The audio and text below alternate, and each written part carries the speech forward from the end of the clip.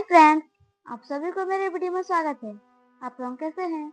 आशा करती हूँ आप सब अच्छे होंगे और मैं भी अच्छी हूँ। रोजाना की तरह आज भी एक न्यू अल्पना डिजाइन लेकर आई हूँ। साथ में एक शायरी भी लाई हूँ। चलिए शायरी शुरू करते हैं। आसमान भी पिघल जाते जब विदाई दुल्हन की होती है। आसमान भी पिघल जाते जब विदाई दुल्हन की होती है। लगाकर मेहंदी जब दुल्हन दूल्हे के संग जाती है, दिल में खुशी और आंख में आंसू आ जाती है। बातों बातों में सब कह दिया, कभी शायरी तो कभी अल्पना बना लिया। सबको शुक्रिया जिसने जब आर्ट्स को सब्सक्राइब कर लिया। आप लोग वीडियो में बने रहे।